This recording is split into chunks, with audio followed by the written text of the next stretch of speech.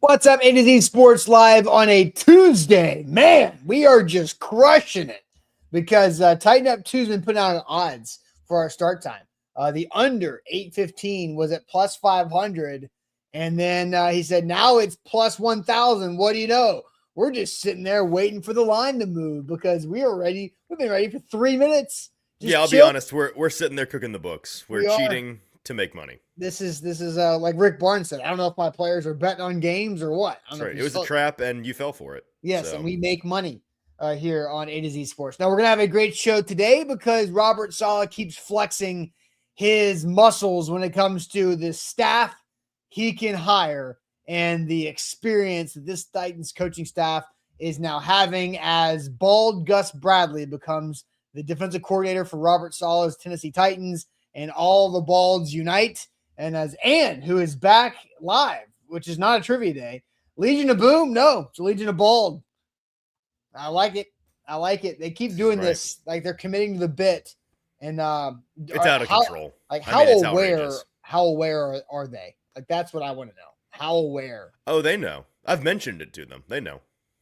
Does Robert Saleh know?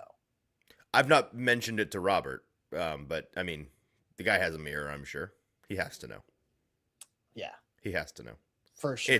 I don't know what's. I mean, I'm not sure the world has ever seen a greater collection of balds than what Mike Borgonzi has put together in the past month. It's completely out of control. They haven't done anything yet. There's no. I'm not. They may not be good at coaching football, but they are great at maintaining their chrome dome. You know, like I've seen a lot of Titans uniform speculation about chrome helmets. Maybe this is the Easter egg. Is like all the balds. That's hilarious. Getting used to the chrome a little bit. Just a theory. We talked about Easter eggs yesterday and Easter eggs today. Literal eggheads today are the Easter eggs for the chrome domes coming. Is it a precursor to this? Maybe. Will I be joining them at the Super Bowl, like as the confetti is raining down? I don't know. Almost one full year from now, will JT be pulling out a pair of scissors and telling me to sit down in this chair? Yeah, perhaps. It's going to take some more than scissors there. But Chris Jump says, are we happy with this Gus Bradley hiring? That is the topic of the day here as Robert Saleh and Gus Bradley join forces. So we'll discuss the coaching staff. What is Gus Bradley as a DC? What is the connection with Robert Saleh? It goes pretty deep as Robert Saleh continues to show off his networking skills with this coaching staff that they are putting together. And then, Easton, you've put some numbers together. This football leadership group is very impressive with the types of positions they've held and how they've come together, not just on the coaching staff, but also in the front office. So we'll discuss good experience or just experience that's maybe not so good. And we'll go through all that. Then we'll throw shade. Will I throw shade at Easton today? Maybe. If your shade is what I think it is, then I'm going to have a counter shade to throw right back at you. I don't know if you think you know what my shade, or if I think you know what the shade is. I don't really know. Well, but we'll get to tread lightly is all I'll say. Tread lightly. Okay. Throwing shade at the end of the show here this morning. So Easton, tell the people what's going on here and what they need to do before we officially get rolling. Well, what's going on is that we've got a great show for you all on this fine Tuesday morning. It's going to be a lot of talk about a Titans coaching staff that sure has been around the block. Has it been a positive stroll around the block? And how much does that matter? We're going to talk about all of that in the next hour. But first, you must like the show. Please like the show. It is free. It is very easy. It's very helpful to us on Facebook or on YouTube. Hit that thumbs up button for us. We really appreciate it. And then jump into the comments. We want to hear your thoughts. Join our friends Ann and Joshua and Randy and Rooney. A lot of familiar faces in the chat this morning. Good morning to you all. Be a part of the conversation this morning as we talk about the Titans finalizing their triumvirate of head coach, coordinator leadership. Austin, let's get it started. Let's do it officially. Welcome to A to Z Sports here live on a Tuesday. I'm Austin Stanley. He is Easton Freeze, our Titans reporter for A2ZSports.com. We are Nashville's on-demand sports network, going live weekday mornings at 8:10-ish. Central Time on Facebook, YouTube, and Twitch. Links to the show segment by segment on our Twitter X timeline. Follow us there at A2Z Sports. Hit us up on Instagram, TikTok, and Threads for more great Titans content. And also, follow us on Google. Just dropped in the preferred source link. That goes a long way. So when you're Googling Titans free agency, you can have A to Z Sports pop up as your preferred Google source. I do have to thank our sponsors and make it happen for us. And they help out all of you guys. Wilson County Hyundai, make them a part of your new car buying process in Lebanon or online at wilsoncountyhyundai.com. The Bone and Joint Institute, boneandjointtn.org, the region's destination for comprehensive orthopedic and sports medicine care. Barton Drury Insurance Group, customized solutions for all of your insurance needs. They're local and online at bartondrury.com. And Window Nation, take advantage of February now, not January, but February's buy 4, get 4 windows for free and an extra 10% off sprinkled on top just for Valentine's Day month at windownation.com for your free estimate. Easton, the Titans have reportedly multiple reports. I believe Paul Karski had this thing first, and then all the national people came in and had Gus Bradley, the former Jags head coach, the former Colts D coordinator over the last few years. He was also spent time with the Raiders, spent time with the Chargers, and then as Ann already referenced, the Legion of Boom. Meanwhile, the Legion of Boom, the Seattle Seahawks defense back in, which is crazy. I was thinking about this like overnight. I had this thought. The Legion of Boom was was like 15 years ago. Damn it. Feel old yet? Like, yes. Oh yeah, man. That does not feel like Cam Chancellor, Richard Sherman, and all those guys was 15 years ago? Richard Sherman was screaming at sideline reporters about Michael Crabtree that long ago. That does not feel like 15 years. It really doesn't. Now, that's insane. I was 11 years old, but I remember that. You know, I remember vividly sitting on my couch with my dad. He was sick that day, but it was great for me because he was on the couch, and so I just spent all day on the couch watching conference championship games with my dad, and both of those games ruled. And I remember Sherman just taking it out on the sideline reporter about how sorry a receiver Michael Crabtree was. You mean Aaron Andrews? Right. Yeah, I wasn't positive who it was. I was 11, so I didn't want to. Yes. I thought it was Aaron, but I wasn't sure. Yes, crazy. Tiffany, I am disgusted with this realization. Yeah, me too. I overnight, like, oh my God, this is 15 years ago. And then Brooke, I'm only here so I don't get fined. Also 15 years ago. I remember that as well. Insane. Quick bit of lore about Easton as a kid. And hand on the Bible, hand to God, this is true. There was a stretch of time in middle school and high school for 6 straight years.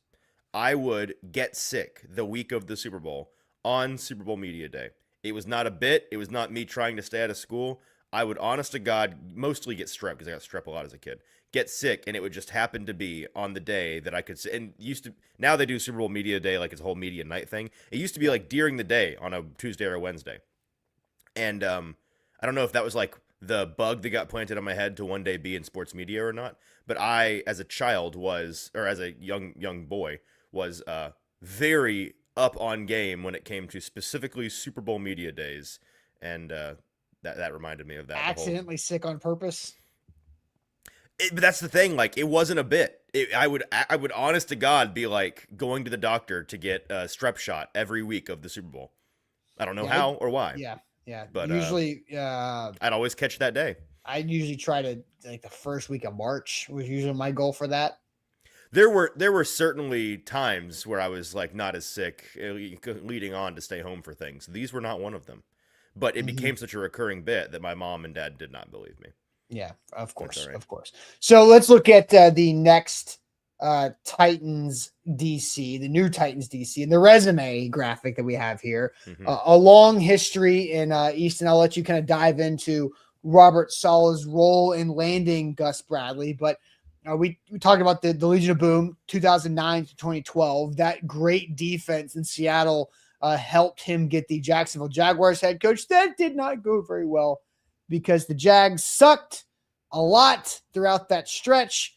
Then he was the DC of the Chargers for a stretch, the Raiders, the Colts, and then after being fired by the Colts a year ago, he latched on as the assistant head coach with Robert Saleh and Kyle Shanahan.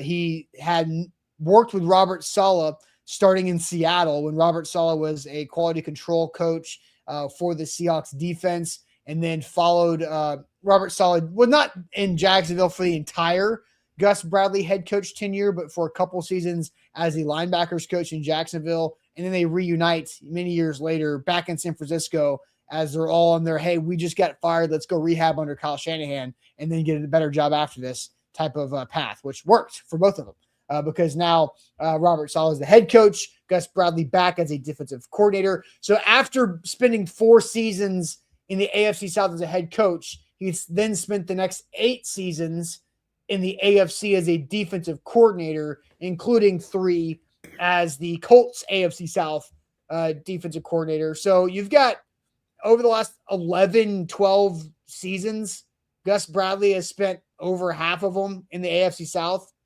Not bad, right? I mean, that's kind of, is that useful? I don't know. It's not unuseful. It's something. I don't know how much of a something. He's also spent a lot of time coordinating defenses, right? So there's that experience trend that we're talking about. The Tennessee Titans are, as the kids say, experience maxing in 2026. The confluence of things that had to happen for this to come to fruition yesterday was pretty interesting. A lot of moving pieces, and it's interesting to me how Robert Saleh kind of did this waiting game, gambling on his top choice with both his offensive and defensive coordinator. But let me see if I can run all this down off the top of my head. The Cardinals job was the one that this largely revolved around, because the Cardinals head coaching job, of course, was open until this weekend. The Falcons' former head coach, Raheem Morris, was up for that job. Now, when Robert Saleh left the San Francisco 49ers to take the Titans head coach job, Gus Bradley, as the assistant head coach who had been advising for 1 year, both Saleh and Kyle Shanahan, was kind of assumed to be in line to take that DC job if and when Robert Saleh got another opportunity, which was always the expectation. The 49ers and Kyle Shanahan decided to wait to fill that position, though, because they were eyeing Raheem Morris, who was the Rams DC most recently as a coordinator, and he has a strong relationship, very strong reported relationship with Kyle Shanahan. And so they were waiting to see, because Morris was in the running for the Cardinals head coach job, whether or not he'd get that head coach job. He did not, because the Cardinals gave the job to Mike LaFleur, brother of Matt LaFleur, by the way. He comes from the Rams. He's the Rams OC, was the Rams OC. Now he's the Cardinals head coach. And so then the 49ers swooped in and hired Raheem Morris to be their DC, and Gus Bradley got passed over for that job. Sorry for Gus. That then opened up 2 different opportunities that Gus was actively considering yesterday, because Mike LaFleur and Robert Saleh, who, by the way, this is a whole web of connections, also good friends, also buddies who worked together in New York. Mike LaFleur Robert hired Mike LaFleur, original OC. He also technically fired Mike LaFleur, but that was very clearly not his doing. He was told to fire Mike LaFleur, and Mike LaFleur was easily the best offense coordinator he ever had in New York. But the 2 of them were fighting yesterday over Gus Bradley, and it has come out now as of this morning, and I think this was Breer that put this out. Not only was, on paper, the Cardinals' job arguably more attractive to Bradley because it was a play-calling position, not just a coordinating position, but apparently there was also a larger paycheck that was being waved in front of his face. There was a financial something that he passed up on to come and take the job in Tennessee. Ultimately, Saleh won out. I'm not sure if it was just because of their relationship, because their mentor-mentee connection is just that strong. Maybe I wouldn't be crazy for Bradley to maybe have some more faith in the direction of the Titans than the direction of the Cardinals right now. I'm not sure what it was, but there were clearly reasons to think, oh, he might take this Cardinals job, man. I could understand it. I really could. And he didn't. He ended up coming to Tennessee. Interesting. Okay. So the Cardinals DC job would have been a higher paying role than the Titans one. That's what Breer reported. We don't know. Okay. I mean, take that for what it's worth. I'm assuming. Well, and Corey says this on Facebook. It's not hard to hire a DC who doesn't call plays, but if anyone would mess it up, it would be the Titans. Like it is hard. I disagree. I completely push back about that. Like, yeah, you may feel it's unimportant and largely not a high stakes decision. Another thing I disagree. Maybe with. That's what he means by it's not hard to. It's Right. not hard to find some like you have a low floor, I guess, spot to fill. It feels less important of a decision than the offensive coordinator search in this situation. Which I disagree. I think it is less important, but it's not unimportant. Sure, because I think like Brian Callahan had the right idea, but there was just not enough experience around for that to play out very well. Because if you are a head coach who is calling plays on one side of the ball, your coordinator on that side of the ball needs to be somebody you trust implicitly and that you can delegate to, that you have, there's no ego battle between each other. It's you guys are on the same page, because the head coach who is calling plays on game day is going to be having to do a million other things that come across that head coach's desk that take away from what the D coordinator is going to be doing. So it's, can you be literally on the same wavelength throughout the rest, the work week leading up to game day, and to where you're not missing a beat, even though you're missing many things as the head coach delegating and doing other stuff. So I think it is a trust hire there where, I think Brian Dable is going to have kind of not free reign, but he's going to have freedom to kind of run his show. So I think there's a lot of importance to the coordinator on the same side as a play calling head coach. Yeah. Which Nick Holtz was supposed to fit the off the field trust, same page deal with Brian Callahan. He did. He did. But just everything else didn't work very well. Right. And I'm going to once again defend my boy Nick. Y'all can't be mad at Nick for messing up the Titans when you think that he didn't do anything. That's all I'm saying. Right. So there's just this weird dynamic with fans' understanding of non-play calling coordinators that I'm sure will be the case again with Gus Bradley if anything goes poorly. They're such easy whipping boys in our mental narrative world that it's like, well, it's that guy's fault. What does he do? But it's probably him. Let's ask our first question. Well, real quick, Jason just says, I just hope these coaches can scout. I mean, I hope the scouts can scout and the coaches can coach. That's what I'm thinking. Sure. I agree. That seems like a pretty important thing to me. But I mean, I hope the coaches, don't like bad players too, if that's what you're saying. Let's ask our first question, Austin, which is just a general one. What do you think about the Gus Bradley hire? How are you grading Gus Bradley as Robert Saleh's hire for Titans defensive coordinator? I'll throw this in the chat right here. How do you grade Gus Bradley? A+ through F are your options. Pluses and minuses are free for all for you guys.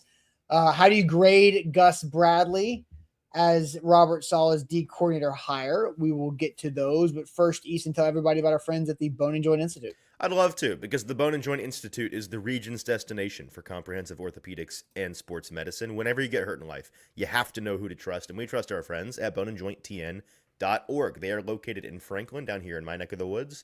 They are just off of I-65. You can't miss it. It's a big, beautiful building on a hill, and they have over a dozen specialists in there who will help you through any type of injury. It's a state-of-the-art rehab facility on campus to help you with your recovery. They do everything under one roof. Clinic, testing, imaging, surgery, and rehab. They've got you covered. No referrals running around town. They'll handle it in-house. Schedule an appointment today by going to boneandjointtn.org.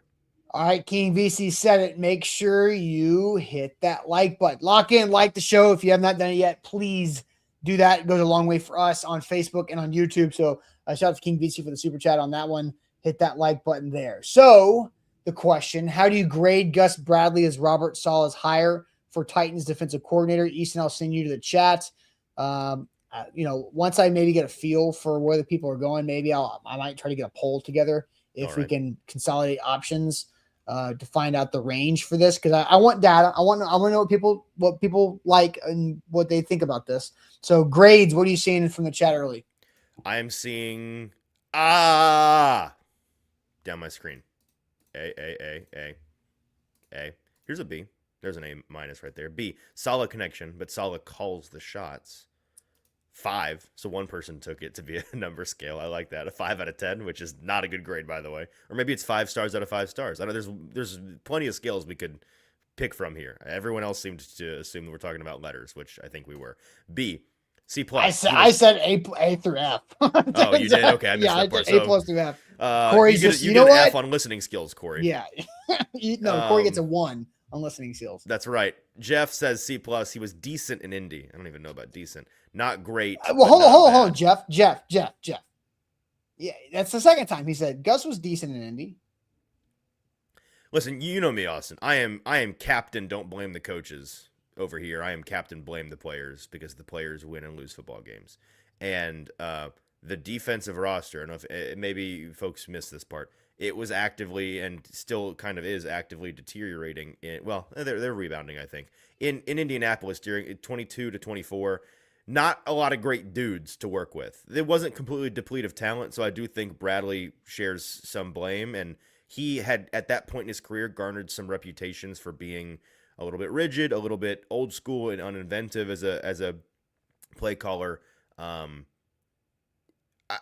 not going to sit here and pretend that I am some expert on Gus Bradley's scheme. I do know that it's rooted in a lot of those Legion of Boom fundamentals, cover 3 stuff, but I remember at the 4-3. Yeah, I remember being at the time really unimpressed with the Gus Bradley defenses, which in large part is the players, but he got run out of town for a reason, and he had garnered a national reputation as kind of a laughingstock at times for a reason.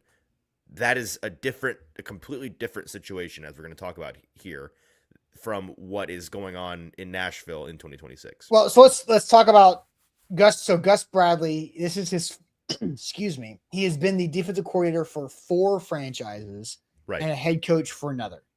So he has technically been, that's 5 franchises. The Titans are his 6th franchise as a D coordinator or head coach. He has been fired 4 times, right? He's been fired 4 times in a row. Technically, yes. Right. So fired from the Seahawks leveled him up, right? Mm-hmm. He levels up to the head coach of the Jags. That goes horribly. They were flat out awful. Like they sucked so loud, like so bad. I'm just going to read the records. Which may not have stood out in terms of Jacksonville Jaguars. Like it was just another stretch of bad. But you know Jaguars what's crazy? Stuff. You know what the craziest thing? I'm about to read these records, and then I will tell you the craziest thing about these records. All right. So 2013, the Jags were 4-12. Yep. 2014, the Jags were 3-13. 2015 was his best year, 5-11. Wow. In 2016, they went 2-12, and he was fired right before the end of the season. The craziest thing about that, in his first 3 years that he completed, where they won 4, 3, and 5 games, they were never last in the AFC South. That's awesome. That's really funny. That's insane. Let's see if I can pick out the last place teams. So the first year we're talking about is 2013. 2013, the Jags went 4-12 and were 3rd in the AFC South.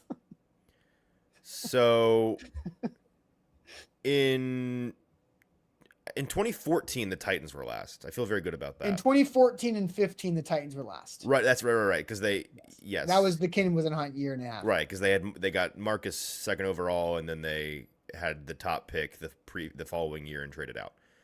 2013 were the Texans last. It has to have been because that was the Andrew Luck Colts. Right, that's my assumption, and it's not the Titans. So no, yeah.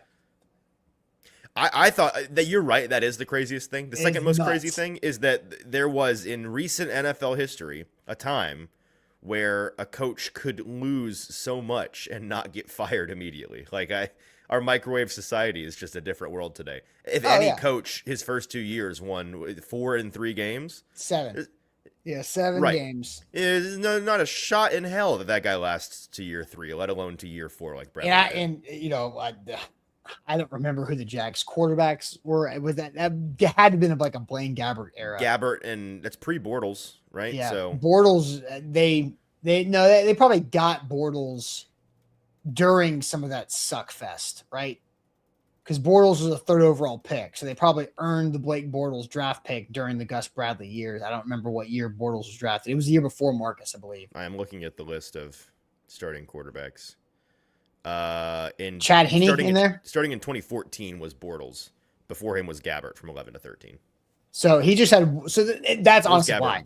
That's why. Because he had Bortles his second year and they won 3 games with Blake Bortles as the quarterback. So they wanted a year 2 with that. And then it just didn't work out. So Blake Bortles' career win percentage of .329. Blaine Gabbert career win percentage of .185. Hey, but Bortles had that 1 year though, and it went to the AFC Championship game. Never forget that graphic, that championship game graphic where it was Bortles, Keenum, Goff, and Brady in the picture, I believe. Of the championship. Yeah, you know the graphic I'm talking about, or no? It's a recurring meme on the internet. Yeah. They did like an animated picture on the NFL pages. It was like these four guys walking towards the stadium in the background, and it was like one of these things is not like the others. Yeah, the guy who won the championship that year. Keenum, yeah, but like Keenum, Goff, and Bortles. Ugh. Yeah. That was the 13-3 Super Bowl, right? With Jared Goff basically shipped out, being done. Yep. Anyway, all right. So I did see a comment here. Let's see if I can find it again. And by the way, the Jags almost won that game. Like they didn't, but they did not get stomped by the Patriots whatsoever. I remember watching the game and at multiple times the game being like, are the Jaguars going to the Super Bowl? Are we? Which was post Gus Bradley, by the way. Yeah, that was yeah. Not Gus Bradley, obviously. It's worth pointing out there was a time. Yeah. Somebody was like, the more and more you guys talk, the more I'm thinking this is a horrible hire. I can't find where that. Here it is, Joshua. Let's talk about why it's not. The more you guys talk, the more Gus Bradley sounds like a horrible hire. So he's been fired a lot, but how many of those firings were truly, quote unquote, his fault, right? Because the Jags firing as a head coach, that's his fault, right? I think the Colts firing this past year, maybe you could say is the next quote best his fault situation. Yeah. Right. But the roster stuff is fair, which is not his fault. That's Chris. Well, that's Ballard, always the case, right? Chris Ballard fires other people to save his ass, right? And we've seen that happen over and over and over and over. And somehow he still exists as the Colts GM. But fired by the Chargers after 4 seasons as the DC because Anthony Lynn got fired. Right. So the whole staff cleaned. Yeah, the whole staff cleaned out. And then he had 1 year, one and done with the Raiders because John Gruden sent a lot of emails years before. And that happened. Mm-hmm. So John Gruden got fired. Gus Bradley gets fired. So that's not necessarily his fault at all. He just got swept up in the John Gruden situation, which, is not quite like the JE situation that's going around, but it's not very close. It's not good either. So look, fired twice for his fault, fired twice for not his fault. So he's got a 50-50 on that one. Yes. Sorry, I got totally sidetracked because people are questioning whether or not Goff was in that graphic, and now it's making me have an existential meltdown. Excuse me. That was not the wrong Patriots Super Bowl. There's too many of them to keep track of. It was Nick Foles in that picture, so worse than Goff. Oh yeah. But point stands. That was when Nick Foles actually beat Tom Brady. Thank you for the correction. That's right. Yeah. Tom didn't win that one. So turns out taking the field in that graphic was the correct choice. So you're right. Not every one of these firings was his fault. My understanding of his reputation around the league is something that, as I become more plugged in with people in the league, coaches in the league, folks that I can talk to with the kind of the inside the house perspective, because we do so much talking about the outside the house perspective, is that Gus Bradley is one of the all-time human beings in the NFL coaching right now. Like, apparently we're going to love him. Apparently he is incredibly endearing and truly a great guy, which is good news. He's also highly regarded around the league in the coaching ranks for his mind as a coach, which should be obvious because he continues to get these jobs, high-level position jobs, over and over and over, even though you can be like, well, he got fired there and he got fired there. It's like, so what's going on? The coaches think this guy knows what he's talking about. All of that is less important than the fact that this is Saleh's show, Austin. Mm-hmm. And he's calling the plays. And to your point, he needed somebody who he trusted to install the defense, to be the step in and lead the defense guy whenever he has to delegate for head coaching duties and focus on the offense or focus on administrative things. And not only does Bradley have the head coaching leadership experience, like if he's been a head coach before and led a whole team, he certainly can lead the defensive meeting room. I'm not sure there was anybody available on the market for this job that better fit the job description of what Robert Saleh needed as his primary defensive lieutenant than Gus Bradley. Yeah. Because I was somebody who was very open to trying to retain Denard Wilson as the Titans DC if the head coach hire fit. Yes. Robert Saleh did not fit that. Now, No. if they brought in a Mike McCarthy or I don't know, somebody offensively, Matt Nagy, another finalist to be the head coach, then I think Denard Wilson would have been a solid keep because of all the inexperienced guys that were brought in by Brian Callahan, including Brian Callahan. Denard Wilson was the only one who objectively worked, right? If you're including the initial group, yes. Yeah, We're Callahan, not counting Bones. Yeah, not counting Bones. Yeah. Colt Anderson, Callahan, Holtz, and Denard. And Denard obviously gets the job under John Harbaugh in New York. So great for Denard. And Denard's a fun guy to listen to. And I hope he has a great career because he deserves it. And to not get everything robbed from him at the trade deadline each year. So I don't know who else could they have brought in that's going to be a instant like credibility stamp that's better than Gus Bradley. Well, here's the thing. If Raheem Morris had gotten gotten a head coach job and not been available for the Niners, it's being explicitly reported in a way that makes me confident saying the Titans would not have landed Gus Bradley because he would have gotten the defensive coordinator job in San Francisco. And it's also been widely reported that, what is his name? Mike? I think Mike Rotenberg. Is that his name? The Falcons assistant who was going to be the Titans DC if they didn't land Gus Bradley. Been talked about a whole lot for the past couple of weeks. He was kind of the guy in waiting. And that would not have been a credibility hire. Like Rotenberg, I'm sure he's a good coach. I'm sure there's a reason why Saleh wanted him. Yeah, he does not there's also a reason why I made the face that I made when you said his name. Right. His list of accolades does not hold a candle to what Gus Bradley has done in his career. Sure. And honestly, if we're being truthfully, like Raheem Morris was my number one D coordinator option. But when Robert Saleh was like, I'm going to call plays on defense, that X's him out too. Totally. So that's when Corey said earlier in the show, it's not hard to find a non-play calling DC. It is because Raheem Morris was no longer an option because Saleh was doing the most attractive part of the job, which is also interesting on why Gus Bradley took this job instead of the reportedly from Albert Breer higher paying play calling job in Arizona under Mike LaFleur. So I really feel like relationships, man. They rule this industry just like I do. Total side note, but I love when people, NFL fans, get all hot and bothered over like it's just a freaking buddy hire league, man. Every day it's all about who you know. And then I ask them like, okay, what industry do you work in? And they finance, business, logistics, whatever it is. Yeah, it's like, would you say that your business maybe has a thing or two about who you know? Like what business in the entire world isn't at least a little bit about who you know? In fact, most of them are a lot of bit about who you know. Whenever A to Z is going through a hiring cycle, we tell our people, hey, you guys got anybody that guess how JT Runke got on the radar of A to Z Sports? Because Easton can't stand that guy. That's right. I said, don't hire this guy. I don't know who you want. Here's a little peel behind the curtain. When Sam tells us that he's leaving to go cover his beloved White Sox, we're like, 1, crazy move. 2, all right, man.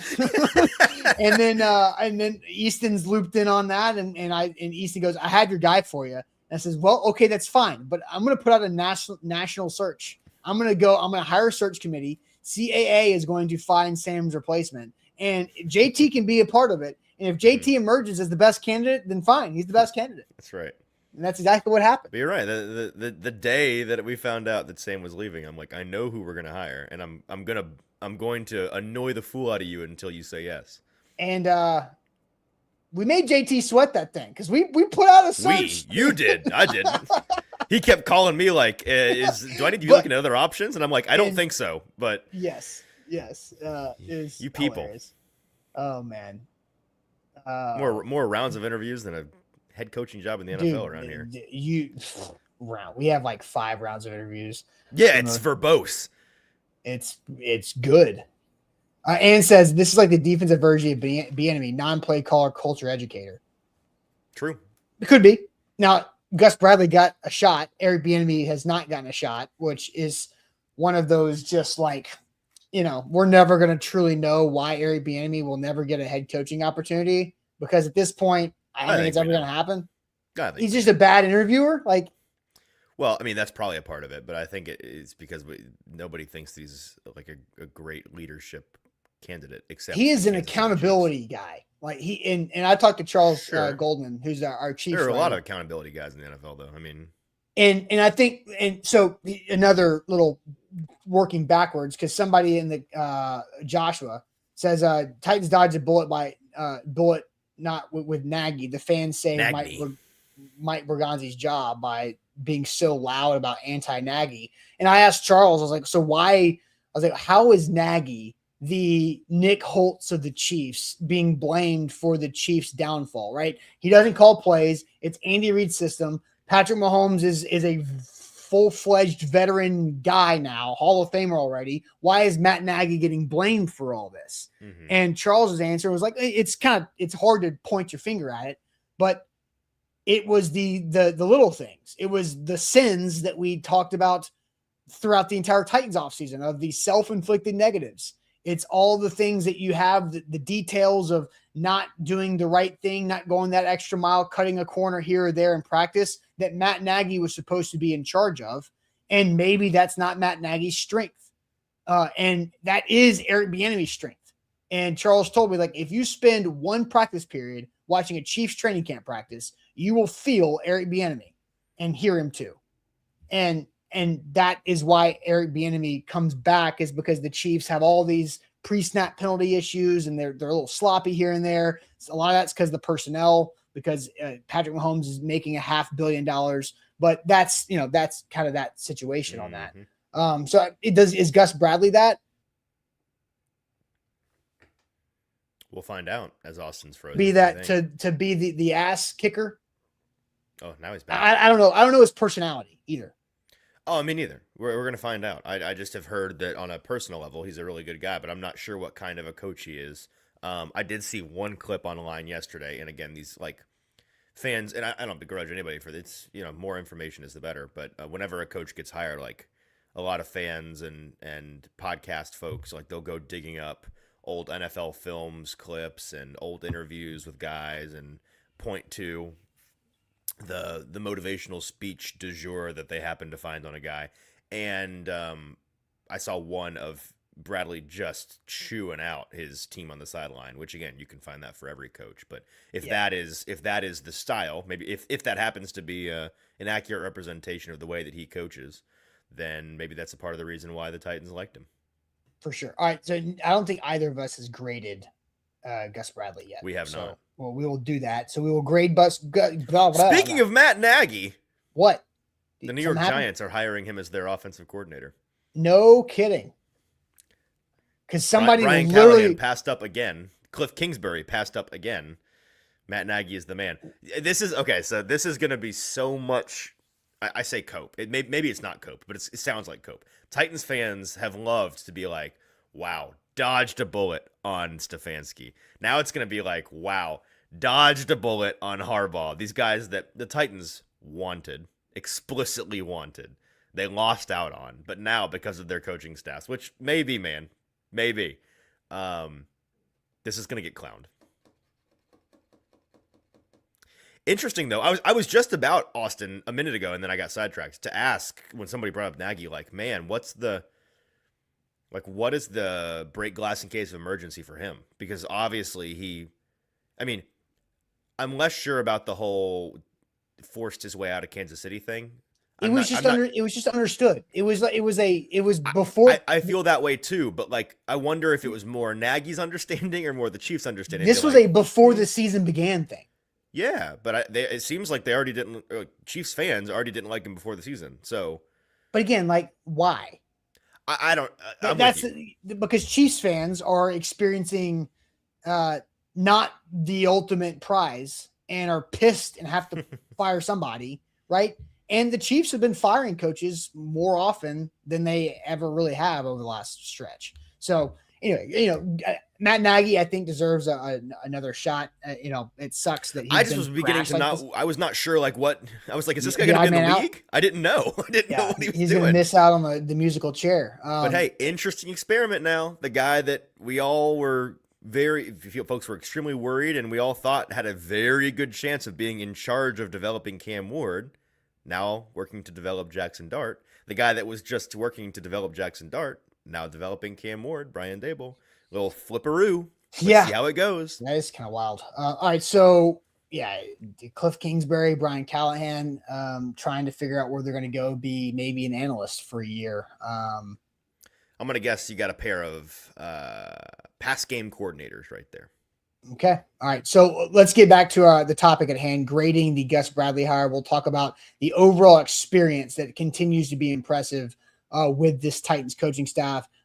We actually have Easton has some really good numbers coming up about this experience, and I've got some comments saved from you guys that we'll keep on going back to. But continuing our grades conversation with the Barton Jury Insurance Group. Speaking of experience, these guys are phenomenal and very experienced at what they do. Barton Jury was actually two separate individual companies that merged together to create a super experience for insurance. So you've got the personal side of things with home, with auto, with rental. Then you've got the business side of the experience with the workers' comp and employee benefits that we use for the Barton Jury Insurance Group. So they got it all for you right there. They are mid-state people. They're here. They're Titans fans. They're following every twist and turn of the news cycle, just like you guys are, and they can help you out with your insurance needs. And insurance is a very overwhelming, intimidating process with a lot of fine print that nobody really wants to sit down and read because it's a lot of stuff that I don't understand. I'm sure you don't either. And that's totally okay. That's why you have experts. Barton Jury is where to go for them. This is year 2 of using our employee benefits with Barton Jury Insurance Group. And what they do after year 1, they're like, look, this plan is going to raise by this percentage. So we're going to go try to find you guys something comparable as far as coverage goes that doesn't have that percentage raise. And boom, they found it. And so that helps out all of our employees, including Zach and I as business owners. So Barton Jury, great people right there. Check them out online, bartonjury.com. All right, Austin. By the way, folks, like the show, hit that like button, jump in the comments, do all the things. We appreciate you. Callahan to the Raiders. That's actually something really good to look at. Yeah, I mean, I know that he has I don't want to say strong. He has a working relationship. He is in touch on an infrequent, at least, basis with Clint Kubiak. So, and Gary helped him get his start in Denver, of course, too. Right. So, that if that does come to fruition, it will be post Super Bowl, obviously. But sure, something to watch. And then, hey, I'm guessing Clint will be calling plays as a head coach there, and right. But that does make sense. That does make sense. And then Callahan can work with back-to-back number 1 overall picks, quarterback.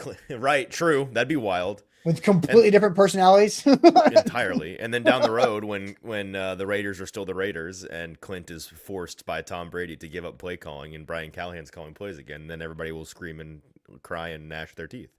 So we'll see. Numbers. We ready for numbers?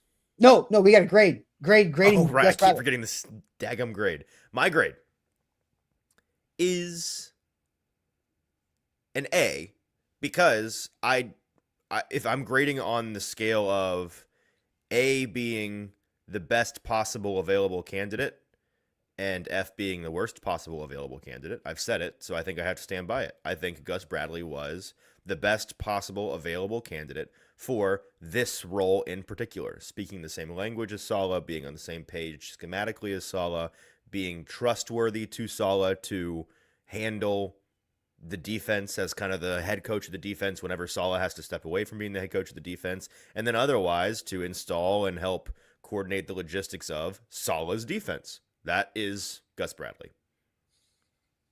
Yeah. I was trying to talk myself off of an A, but I don't think I can. Because I think play caller, I certainly would not be giving this an A. Right.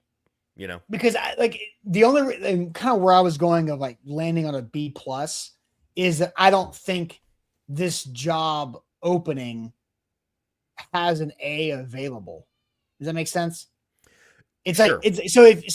For example, the Olympics are coming up, right? Mm-hmm. The Olympics and figure skating, in snowboarding and some of these, especially in gymnastics in the Summer Olympics, whenever you have your routine has a difficulty level, right? Mm-hmm. And so Simone Biles can fall on her routine and still win gold because her difficulty level is 4 points higher, not that much, but like a lot higher than the majority of the competition's difficulty level. So like, I don't think the difficulty level of this D coordinator job is high enough really to be like an A+ higher.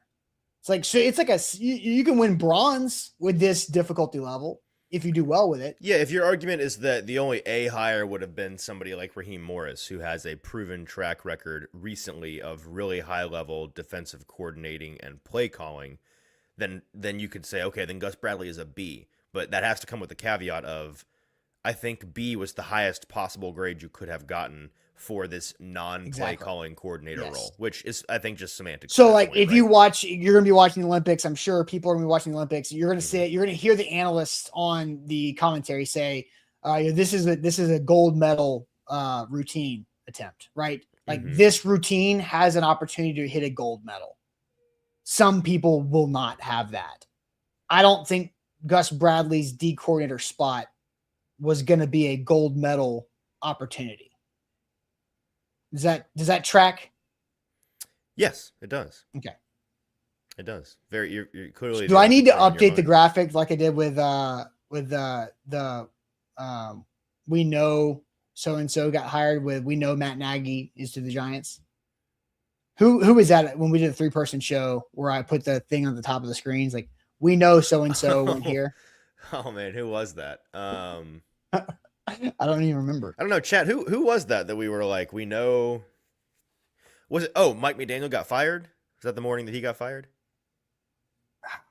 No, Sean McDermott got fired. That's right. We know McDermott got fired. We know Sean McDermott got fired. Thank you, JT, watching in the backgrounds. So anyway, so I think an A for this is totally fair. A couple comments that I want to get to before we go into your numbers, because Edward says B for bald. Welcome to the team. And then this is a little bit of off the rails comment, but I'm gonna read it because it made me laugh earlier. Sin help. My mother wants to refer to the Titans coaches as the Tennessee BBC, big bald coaches. Well, let your mother do what she wants. Once upon a time, that stood for Borgonzi, Brinker, and Callahan. Once upon a time, this stood for the British Broadcast Company. Once upon a time, yes. And then, okay, I've been watching a lot of BBC lately. Valerie and I have been working our way through Planet Earth, landmark nature documentary. Okay, with your daughter? Jeez, man. Planet Earth is a fantastic show. I don't know what to tell you. It changed broadcast television when it came out. David Attenborough, can't go wrong. So, a couple serious comments that kind of walk us into your numbers. Joshua, early in the show, I must say, this has to be one of the most impressive coaching staffs I've seen assembled. Jonathan says, is it safe to say the Titans have a top 5 to 7 coaching staff in the league on paper? No. So it's not fair to say that. It's way too early, but it is impressive, right? In terms of the experience they bring to the table, it's extremely impressive. But what is the quality of that experience, Austin? That's where the numbers take us. All right. Hope we like them now. All right. Let's see what you got. Go on it's Easton's time to give a presentation. All right. Turn your attention to the board class. Here is what the Titans have done in the past 2 years. Mike Borgonzi has been hard at work assembling what is one of, if not the most experienced GM, head coach, past and present groups in Tennessee. The Titans now have 7 men on this staff, in the front office and on the coaching staff, who have at one time been or are currently a head coach or a GM. We knew this was the case with their kind of little 4-pack that became a 5-pack of executives when Borgonzi brought on Reggie McKenzie and Dave Ziegler as his primary GM lieutenants. I always forget Ziegler, I believe, is assistant GM, and then McKenzie is like chief football advisor. He's like a senior scouting advisor or something like that. Right. But they're both functionally assistant GMs as far as I'm concerned.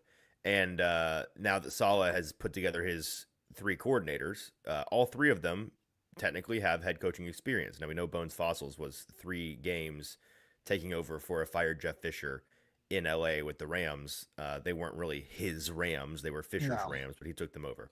So the Titans have 327 games of head coaching or GM experience under their belt. But they are 106, 230, and 1 in those 327 games. A .315 win percentage. So we're talking about Borgonzi's Titans, McKenzie's Raiders, which McKenzie he was with the Raiders way longer. I knew he was there a while. When I looked this up to make this tweet, I was like, wow, that long? 100-plus games? Ziegler's Raiders, Saleh's Jets, Dable's Giants, Bradley's Jaguars, and Fossil's quote-unquote Rams. Where do we want to start on this? Because there is the element of, wow, they've been around a long time. There's the element of, wow, that win percentage is awful. Then there's the element of, let's not lose sight of the names of the organizations on this screen.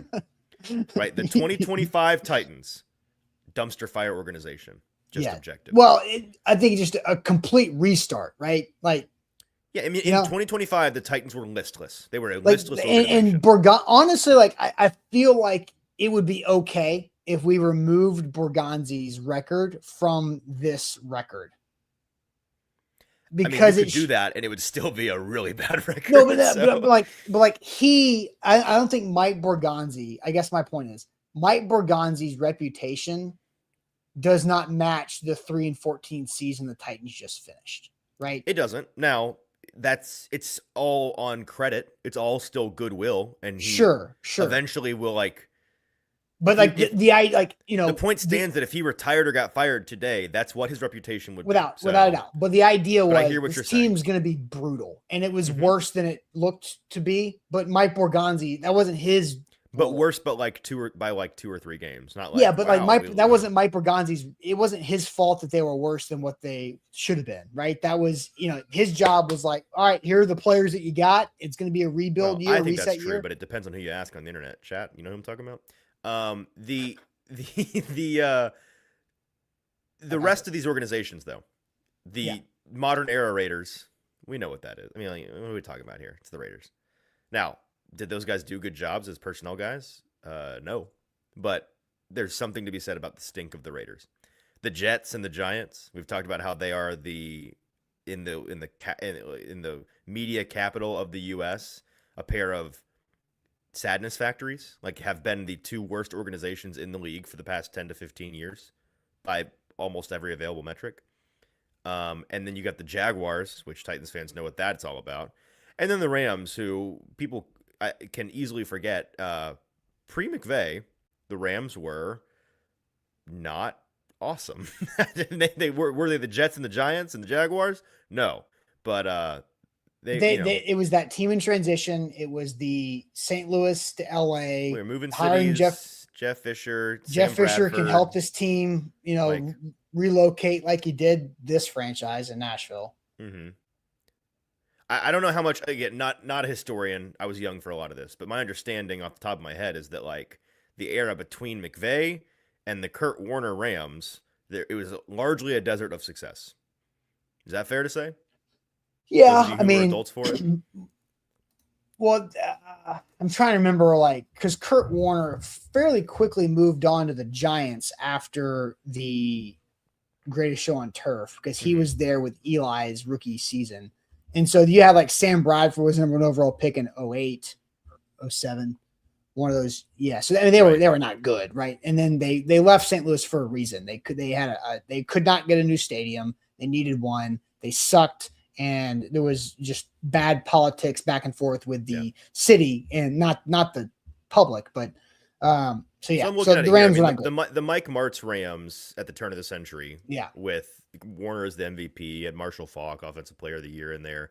Hall of Famer here, Hall of Famer there. Right, exactly. And so they did a lot of winning from 2000 to 04. And then they won 6, 8, 3, 2, 1, 7, 2, 7, 7, 6, 7, 4 games until Sean McVay showed up in 2017 and won 11. And the rest is history. So I was right in saying that from 2005 to 2016, that 11-year stretch, not great for the old Rams. And in that they relocated to LA, which was a crazy multi-year, not smooth transition. Shout out Stan Kroenke.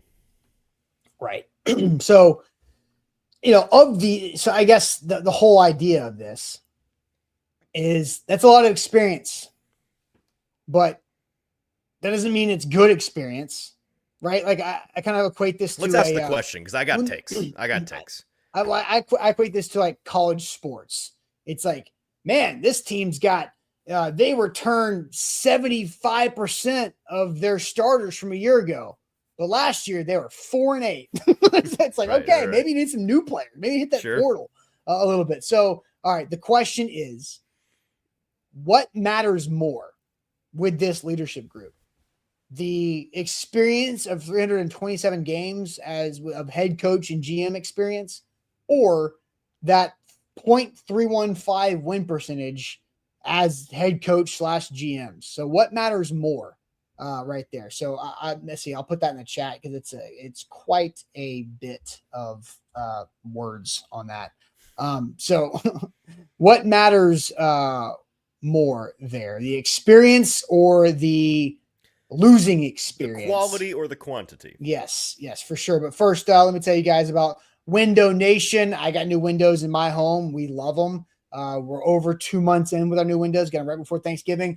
From Window Nation, we had buy 2, get 2 free. Now it's buy 4, get 4 free. And with Valentine's Day, a little extra sprinkle of love, an extra 10% off the top of that buy 4, get 4 free. You can literally save thousands and thousands of dollars.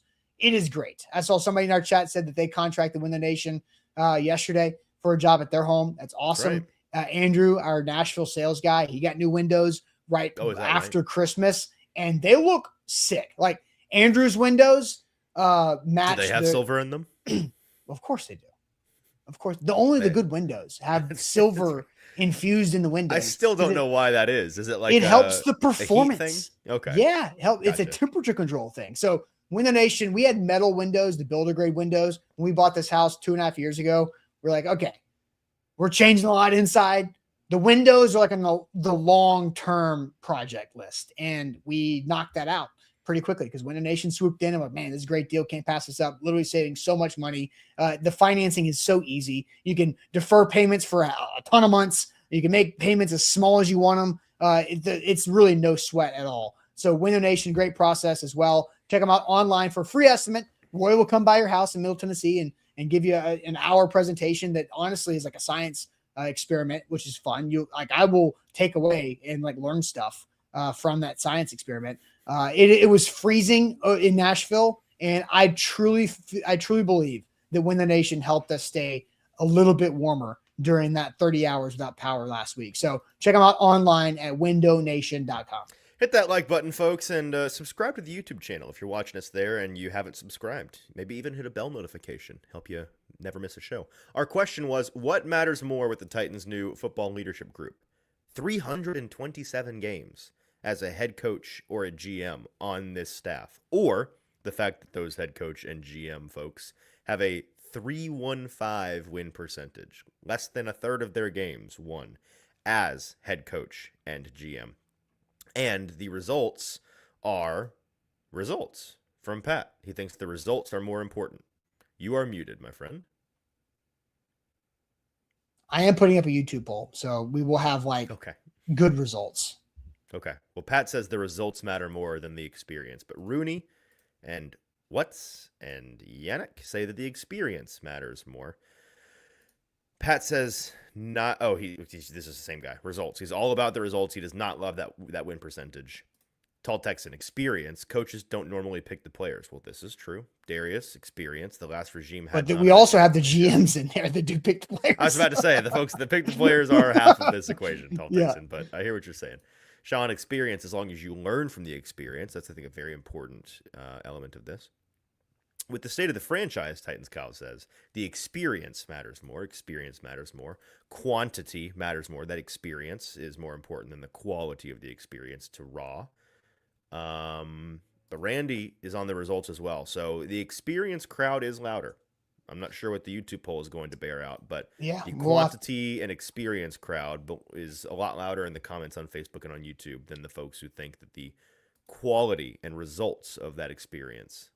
Yeah, we're going to have to give the YouTube poll more time to gain some worthy information there, but it is off and rolling.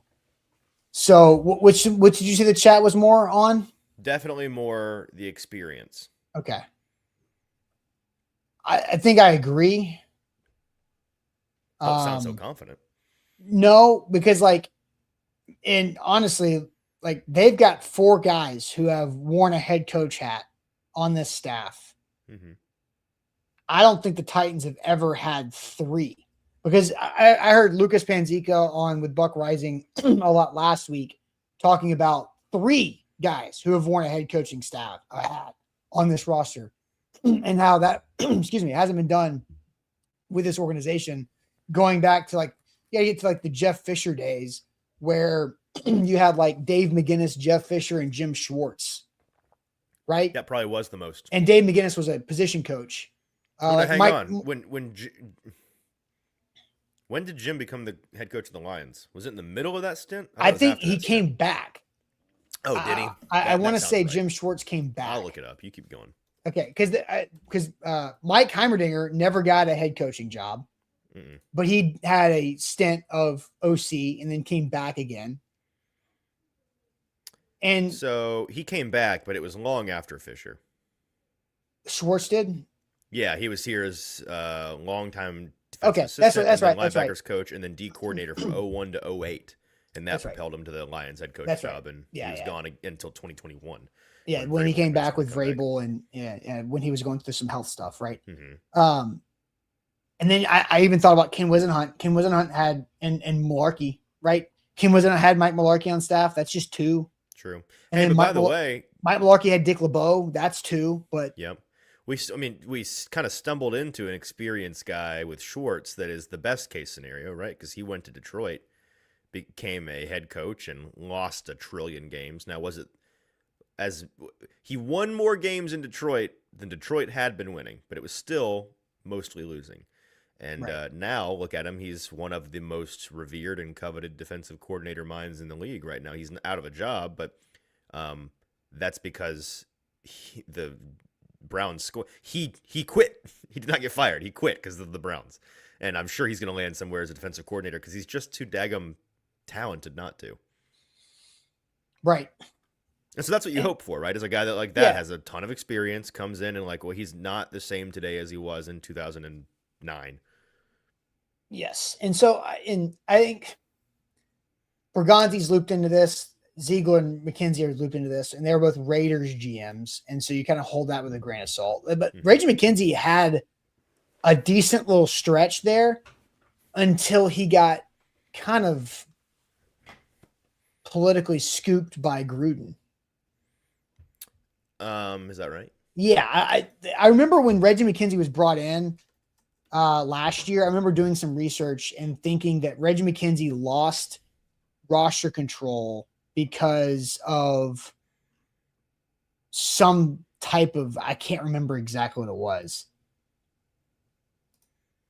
Well, I'll look into that. So he was the GM from 12 to 18. 12 to 18. Okay. Now I'll look into the... And I believe he was the GM before the Raiders brought in Mike Mayock to be with Gruden. Electric. Every time. And Andre says McKenzie was better than Mike Mayock. Absolutely.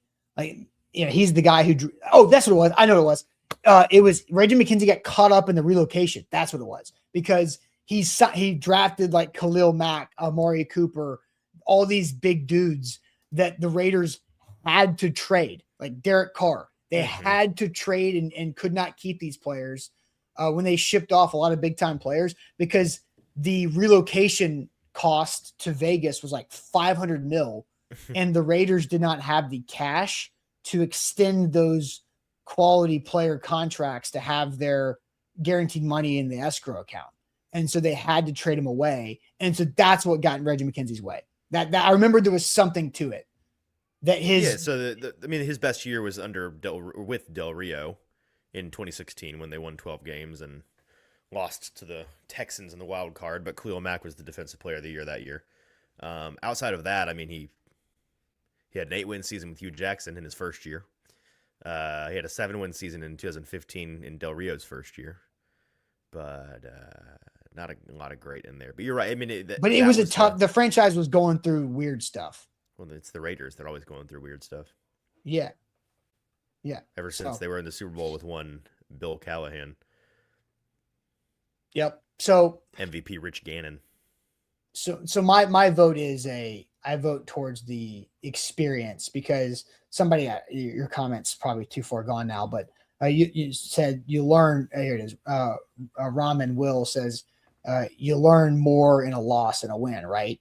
And I think you can learn. These guys can learn a lot from their experiences on how not to do things with the Raiders, Jets, Giants, Jags of the past.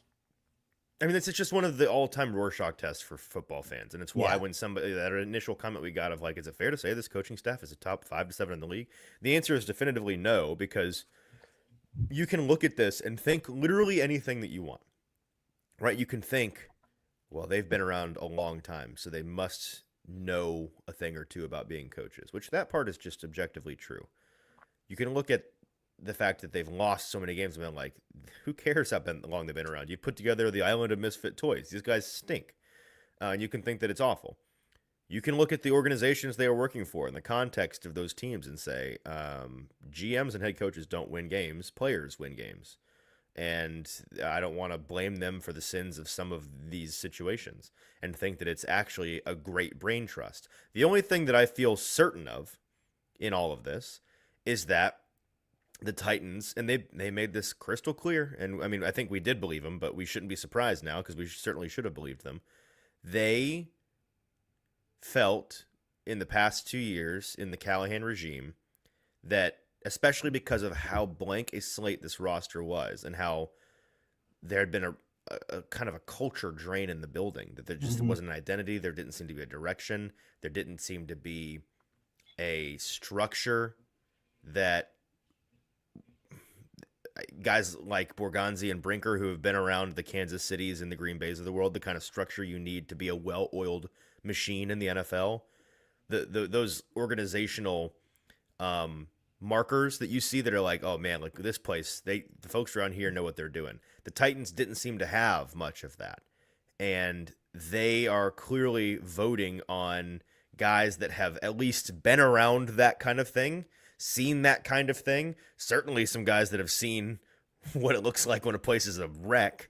Yeah. And banking on those guys having learned tremendous lessons from those things. Can I say that they have?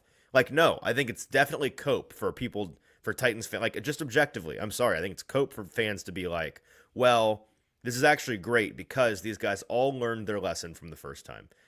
Man, you can't know that. You can't. Plenty of these. I mean, I know that right now in Atlanta, fans of the Falcons are being like, Stefanski didn't learn a thing.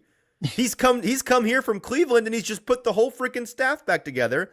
He's clearly telling us all that it wasn't a me problem, it was a Cleveland problem, which it might be, by the way. It might be. But that's a guy that didn't learn any major lessons about his own failings in Cleveland.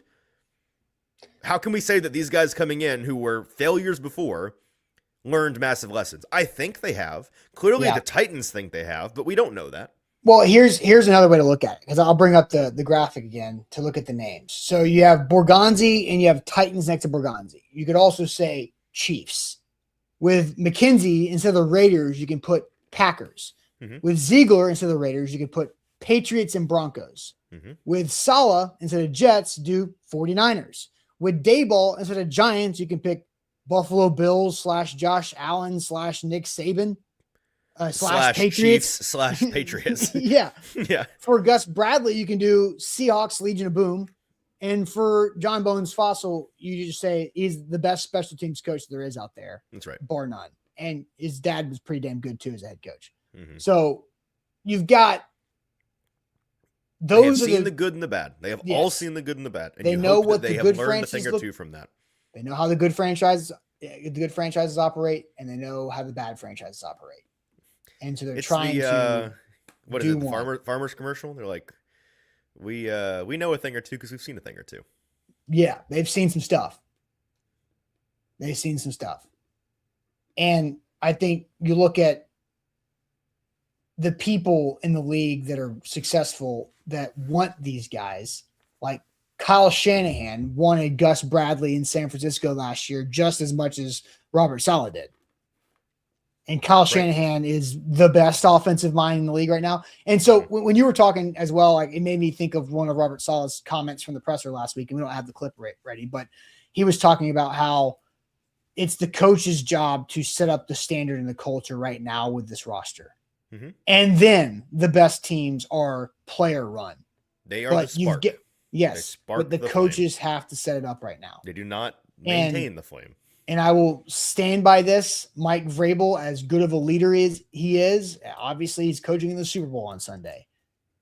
I don't think, did a good enough job of developing younger player leaders as he could have with the Titans. I think he inherited. Remember, Mike Vrabel inherited a playoff football team that won a playoff game on the road. A lot of leaders on that team. A lot of dudes. Jarrell Casey, Delaney Walker, Taylor Lewan, Ben Jones. Kevin Byard, Wesley Woodyard. Ryan Tannehill came in, halfway through.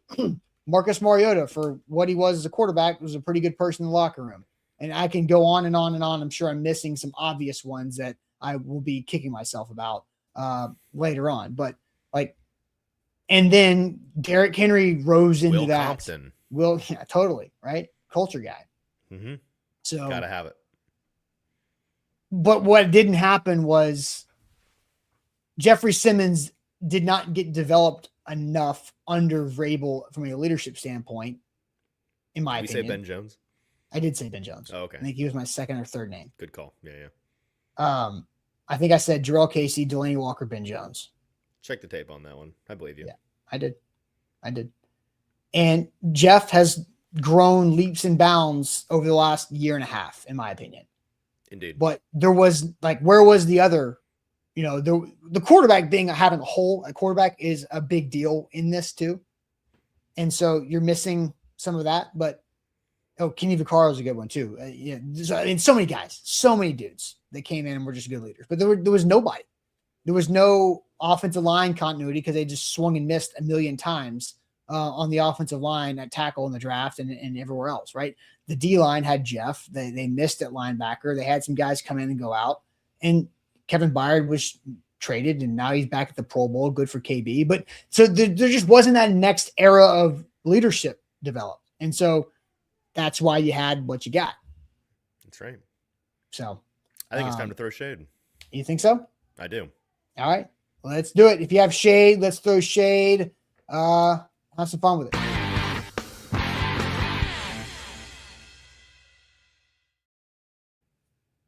And shout out to Wilson County Hyundai. Make them a part of your new car buying process in Lebanon. Online, WilsonCountyHyundai.com is where to go to see Payne Bone and his crew out there. Help them out, help you out, and you can trade in your vehicle to get a new one. All that good stuff. So throwing shade. Will I throw shade at Easton? Maybe. And I hope you do, because I want to know what it is. Okay. Ben Hall starts off with a pretty easy shade. Ice storms and utility companies. No kidding. Tough scene, man. Extremely. Say anything about this. Say what? I said I'm not complaining for myself. I'm saying people. It was a tough scene. It was objectively a tough scene. Yeah, you're right. I got off as easy as I possibly could have. Yeah, you're one of the dozens that never lost power. Actually, you forget that one night. Apparently, my power went off because my alarm reset, and then I missed our morning call for a moment. But I wasn't awake for it. That was before the ice storm. No, that was Sunday night leading into Monday. It was the Monday morning call.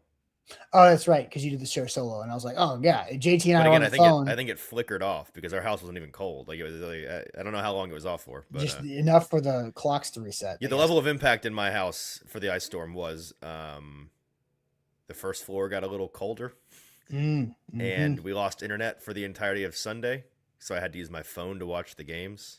What a brutal lifestyle. Still have not seen a single play of any of those championship games. I watched it on a little screen. Man, sometimes that's what you gotta do. Jeff throwing shade on the NCAA ruling a K-State women's basketball player ineligible for signing an Australian contract that doesn't start until after the season. When we have a G League player playing at Bama, Title IX anyone. I did not know that is as niche a shade as I've ever seen. Also, there's so much K-State talk in our chat. A lot of K-State fans around here. Just two that are very loud. I and guess Jeff so. adding to it. But the whole situation with pro basketball players coming back and playing in college is crazy. I don't even. It is crazy. It's not. It's crazy. It's not strong enough. It's just inconceivable. I don't even understand. I don't get how that even is a thought process. College sports, baby, aren't they the best? So much better than the pros.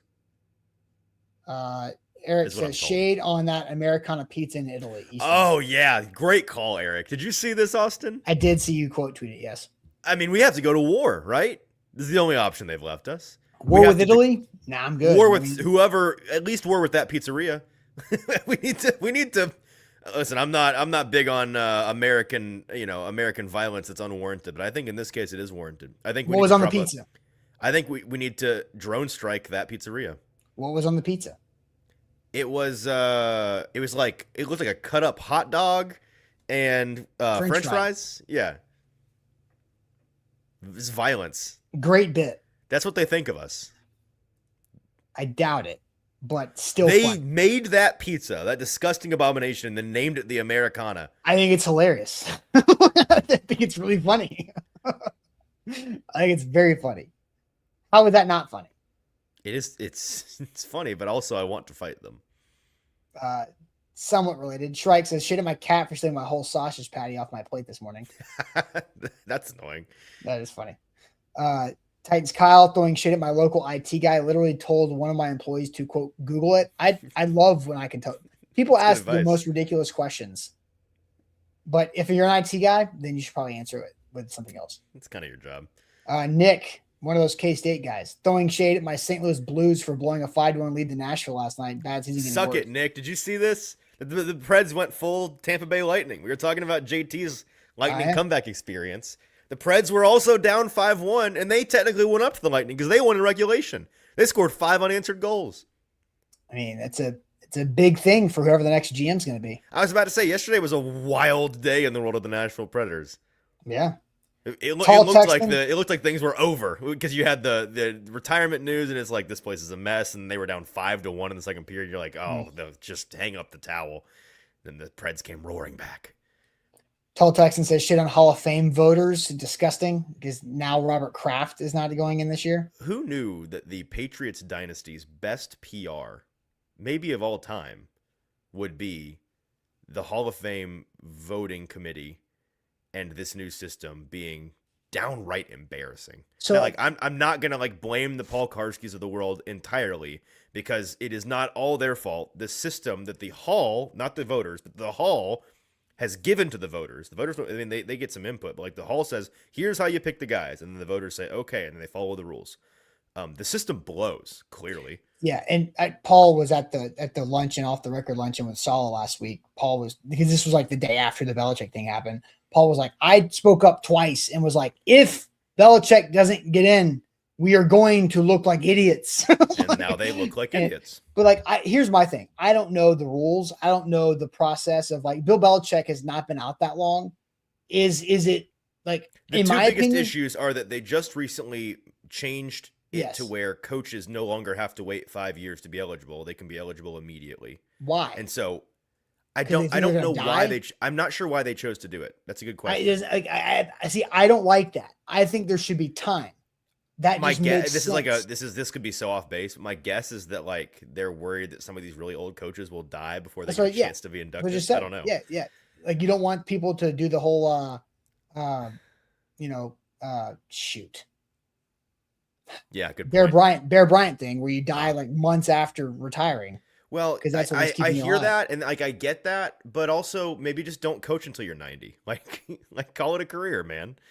I don't know. But yeah, it's that coupled with the fact that they lump in senior players with executives and coaches now. And so you're voting players against executives and coaches. And a lot of the voters are, I think, understandably kind of uncomfortable with the apples to bananas comparison there. Or apples to oranges, I suppose. I like the apples to bananas. I like apples to kiwis. What's the weirdest thing I could have said? Apples to kumquats. But either way, it's a bad system. That being said, it's still, for this to have happened, required enough of these, I won't use mean words, enough of these old school sports writers to twist themselves up into mental pretzels in order to not vote for two of the clearest first ballot Hall of Fame candidates ever. Yeah. When like I remember King Griffey Jr. was not a unanimous Hall of Famer. Like, so people voted to not put Griffey in, which makes no sense. And the Baseball right? Hall of Fame voting committee has a great reputation. Yeah. So it's like anybody who votes for the Hall of Fame, like I would not want to be associated with that, because if they offered me that gig, I think like, I would say no. Hell no. Like, I don't want to be those job, dusty old people that get yelled at all the time. Like that's the reputation though. It's just it is just like yells at clouds group. It is that vote on things. And so, but again, I don't know the rules for owners either. Like I thought, terrible. Why isn't Robert Kraft already? Should he have been in like 5 years ago? Like, yeah, that part. I don't know what that is. Like, what is it? Time served? The eligibility. Like, I have no idea. It doesn't make sense to me. And I also feel like owners should almost be like, because there's like a period of eligibility that expires, and I don't know how that affects owners. Because it is a complicated process with a lot of rules that somebody, if you ever have questions about the details, you can go jump in Paul Kaharski's stream. I know that he's been very willing to talk about all of this in as much detail as he can the past couple of days. And he is somebody that, my understanding is, he voted for both these guys, and he spoke up about warning people that we're going to look dumb if we don't get these guys in. So it's not like all 50 people on that committee are idiots, but there are enough of them that are dumb enough to have messed this up. At least 20% of them are idiots. Yeah, you could say that. Well, that's at least who doesn't vote for him. Yeah. All right. My shade.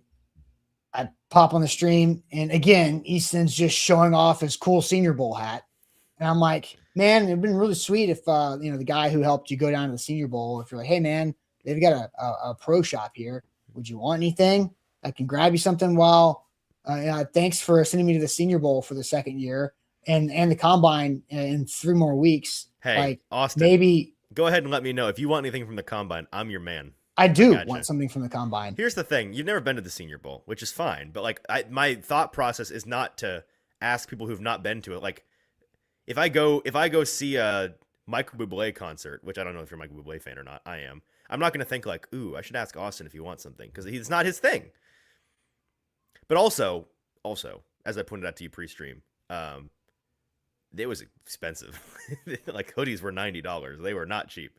So, my bad. But I'm glad that was your shade, because here's my counter shade, Austin. It's something that I've been sitting on for a while. No. I've paid it. I have not been to the Senior Bowl myself or the combine, but I've paid enough. Which is fair. To send people to go. You're right. So I apologize. So, you're right. I think I've earned it. I agree. And that's my bad. Here's my counter shade. And I've been sitting on this for a couple months now. Oh. Speaking of merch, the A to Z Sports merch store has been online for weeks at this point. And since Black Friday, because during the week of Black Friday. Cyber Monday. During that week, holiday weekend, it came online, and A to Z internal communications were like, hey, it's up if anybody wants, because we've got stuff for specific, like A to Z Kansas City, A to Z Detroit, all the different brands. Titans, College, yeah. And it was like, hey, we're doing Cyber Monday deal on the site. Like, go get some merch if you want some merch, or people in your family or friends or whoever. I didn't get any of that, because call me a pompous a-hole if you like. I'm not going to spend money to wear my own merch. Like, if you want to send me stuff to wear at the combine to rep A to Z, I'll be happy to do it. That was for like Christmas gifts for your friends and family. I understand that. But I think I know a lot of people in our company like got themselves stuff too, which is fine. Do your thing. Me, if you'd like me to rep the company that I work for at the combine in a month, send me some merch. I'll happily wear it. You have stuff. We've given you stuff. You some more? Crappy stuff. The new stuff is way better, and you know it. We've been talking about this ever since last year at the combine. You sent me with some hats to give to other A to Z folks. And I'm like, this is a way better hat than the hat I got. And I suffer from giant head syndrome. I can't wear hats that aren't like trucker hats. And we have trucker hats now. The hat that I got is like one of the like old school cloth hats. And I never can ever wear that thing, because I'd be laughed out of the room. See, I have a short head. So it's like, I should give you that hat. I've not worn it once. I have that hat, and it doesn't work. on my head. It's too small, right? No. Oh, it is. Well, for me, it's tight. I have to wear very specific hats, and normally all my hats are like I have a backwards hat head. Like I hate being the backwards hat guy. That's how my head's shaped. That's fine. For me, if I wear that hat, it looks like I'm wearing a yarmulke. Like it's not good. No, there is an employee discount. There is, and look, but guess what? My employee discount should be 100% off. I'm not paying to, like, if you go get a job at Publix and they're like, here's your uniform, it's gonna run you $50. What? Dude, that happens all the time. That's crazy. It happens all the time. All the time. Well, now, again, look, I will tell you this. My grievance is if you'd like me to wear the merch and rep the brand, I'll be happy to do so. But I'm not gonna pay for it. You're barking up the wrong tree, because guess how much involvement I've had in that merch store process? None. 0. Who's the boss around here, Austin? Well, that would be Jake. Whose initial is on the letterhead of this company? Is this actually A to Z Sports, or is it? No, I delegate. Zach and I delegate. Right. Okay. So it's not my fault. Well, whoever is out there that's in charge of this. Again, I sound more pressed than I am. I'm not actually pressed, but like when I get to the Senior Bowl last week and everybody's got their merch and they're like, Easton, are you gonna wear any A to Z gear? My answer is like, no, because I've not been given any to wear. So you have, well, actually, no. Zach I have a bunch of short sleeve t-shirts. No. There was a conversation. You and JT are owed stuff. Fantastic news. Actually, now I do remember that, because I actually talked to Zach about that, because Zach and Jake were running the merch store project, and I was like, we need to make sure that they get stuff too. And I'm not joking, by the way, about like the whole I'd love to. I'm not being sarcastic. I genuinely would love to be like, check me out. I work for A to Z Sports at the Combine in Indianapolis. Like I will not begrudgingly wear it. I will enthusiastically wear it for $3. But you will buy a Senior Bowl hat that's way overpriced and I don't work for the Senior Bowl. I'm not an employee of the Senior Bowl. I'm a fan of the Senior Bowl. If I was a fan of A to Z Sports, I would consider getting A to Z Sports. You're welcome. Merch. You're welcome for the Airbnb and the gas reimbursement and the per diem for food. And I'm sorry, was it a vacation or was I working down there? You're working. It is a job. You guys were working hard. You guys, the A to Z Content House was rolling. So I certainly appreciate you guys financing these trips, but they aren't vacations. No, I know. They're the work trips. You work harder there when you're home. We're going to unionize. Right. No. Oh, God. Don't even. That's what I've landed on this conversation. Easy. I'm going to start the A to Z Sports Discord for union plans. Oh, God. All right. You're lucky that I don't know the first thing about unions, or else I'd start one. Great off season ahead. All right, guys. That is it for us. Make sure you hit that like button, like the show on the way out the door. It goes a long way for us. If you like the show, maybe if you throw in some more super chats, Easton can get a hat on A to Z store. Is it the Easton Hat Super Fund chat? Yes. Is that what it is? All right. See you guys later on. Appreciate it. Talk to you tomorrow. Bye.